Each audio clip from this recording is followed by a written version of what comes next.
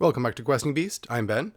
Today we're going to be taking a look at this review copy that I was sent of Tomb of the Serpent Kings by Serpent, who is the author of the Coins and Scrolls blog, one of my favorite old school blogs. This is the deluxe print version of Tomb of the Serpent Kings, but this is also a free PDF. And even if you get this physical hard copy, it is sold at cost. So it basically makes Serpent nothing. He's giving this away for free. I think like the print copy is like $2.70 or something. It's dirt cheap. So it's really a no-brainer, especially since this is one of the best beginner dungeons that I have ever played. And I've run this several times. And before we dig into this, I need to do a shout out to my patrons over on Patreon, especially Dakota Crane, who recently pledged at a high level to help keep this channel going. So thank you so much, Dakota, for helping the channel out. So Tomb of the Serpent Kings has been around for a little while. There's been a number of editions. I think this is the 4th version of it. This one includes art by Scrap Princess. And as I mentioned before, it is a teaching dungeon, which is a unique concept. And I was really glad that Scribbles thought of it because it's great and we need more of it. It's a dungeon to teach players how to play OSR products. So each section of the dungeon contains lessons. By playing through it, you learn how old school games work, which is just a cool idea. It has a great introduction, talking about who this module is for, things that you disagree with, right? So if you're an experienced GM, then you might disagree with some of these lessons. And so it has some alterations that you can do if you don't agree with certain parts of it. That's really great. It has simple little ideas for tweaking it for your preference. It talks a little bit about group size and what this game expects in terms of the system that you're using. Pretty much any OSR game will work just fine, but it just sets up some expectations there. And it has the lessons that are going to be here, the general structure, and the thematic areas. So this isn't a totally gonzo dungeon. There is a logic behind it, and there's different areas have their own themes. Here's an overall view of what the dungeon looks like. And as I mentioned before, I have run this several times, mostly with my 5th grader group, and it's gone really well each time. It's been very effective as a teaching dungeon, getting players into the habit of looking for the things that OSR games expect you to look for.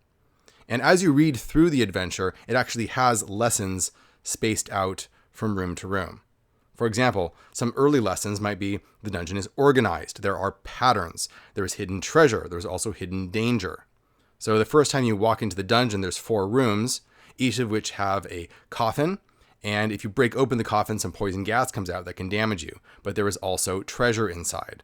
So that tells you something. You go from room to room, there's a pattern. There's all these sarcophagi. They all do the same thing. But once maybe you get injured by one of them, then you immediately start thinking of how I'm going to get that treasure without getting hurt. Hidden treasure can be magical, useful, or sometimes cursed. There's a little cursed item, a minor one, but it teaches you to be careful with everything that you're dealing with. There's deadly traps. There's a trap that could potentially kill you right at the beginning. Although the way that I run it, I telegraph it very strongly that you are about to set off a trap in order to let players get out of the way. But just to let them know, things in here can kill you. This is not designed to be beaten. This is designed to be a place that would kill intruders. And once they get into that mindset, then they can go through it. There's just all these lessons that are great throughout the whole thing. The layout is quite good. This is definitely an improvement from some of the earlier versions where room descriptions were often not on the same page as a mini-map, but this does a great job of reorganizing stuff. So by and large, the description has a mini-map next to it, so you can very quickly orient yourself. Almost every room has a separate lesson. Like secret rooms contain more treasure. You should look for secret rooms.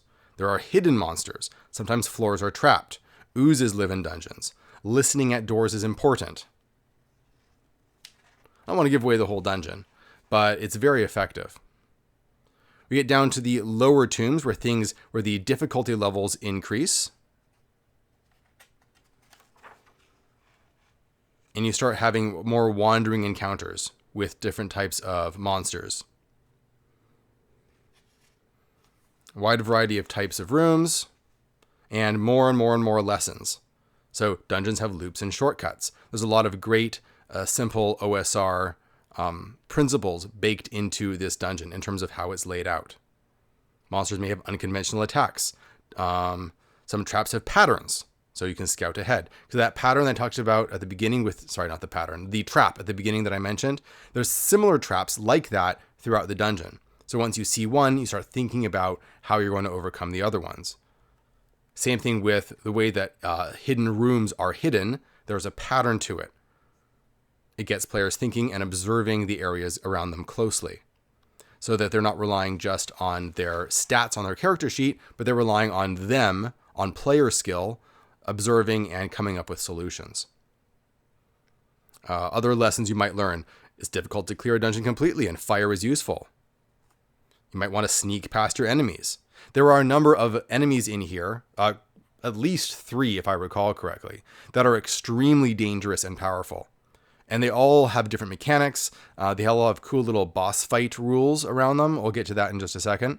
But it really does teach players that you're not supposed to kill everything. Or you can certainly try and kill everything, but there are certain things where it would be much smarter to run, or to get to figure out some very out of the box solutions if you're going to deal with these things.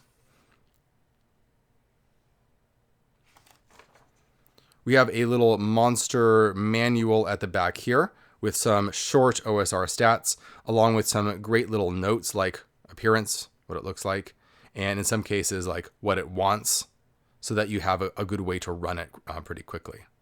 So this one wants to protect the rest of the tomb of the Serpent Kings and to kill any interlopers. We have a boss type character here, and we have a really powerful one, the Basilisk, over here. My main quibble with the Basilisk, it has some really cool mechanics and is designed to be a boss fight in the Coins and Scrolls mold of boss fights. He's done some great blogs on that topic.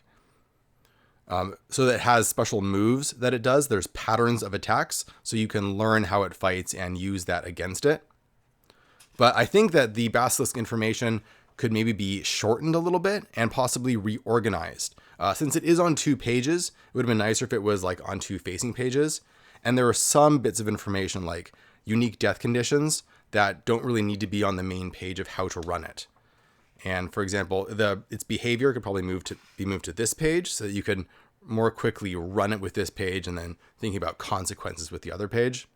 I was just thinking that as I was running it. It is a lot of information, so it's hard to hold it all in your head at once while you're running. So maybe breaking things down into bullet points and shortening it up a little bit, I think might be helpful.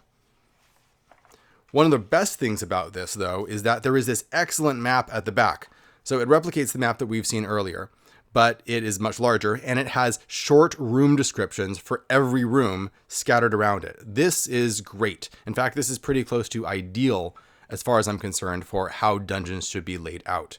Whenever I do my own one-page dungeons for my Patreon, I do try and lay them out in a similar way where the information is right there. A little way that you could probably improve this is just by maybe drawing arrows from each box to the room that it's talking about. That would cut out maybe a second or 2 of having to look stuff up. It would be very simple, and I think that would really improve things a little bit.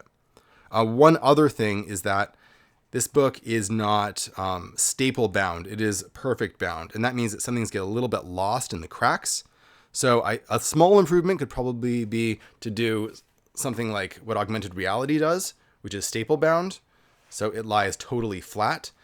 That's a big deal in things like this, where you have big maps that go over 2 pages. But these are really quibbles. This is a great adventure. It is a great starting adventure. Is not necessarily for beginning DMs, but it is definitely for DMs running games for new players who are getting introduced to the OSR. I've run it a number of times, and I highly recommend it. It is a lot of fun. As usual, I will put links down in the description below for where you can check this out for yourself. Like I said, the PDF is free, and the game itself, or the print version, is being sold at cost, so it is dirt cheap. This is a auto buy as far as I'm concerned. Just a great product. Join me next time for when I'm going to be looking at a new strange little product by Patrick Stewart and Scrap Princess. It's called A Night at the Golden Duck. It is a little murder mystery, maybe, with a lot of crazy, weird, very Patrick Stewart and Scrap Princess-esque characters. It is hilarious. I was reading it and I was cracking up laughing while reading it. So I'm excited to show that off to you guys next time. And that's it for this review today. See you guys later. Thanks for watching.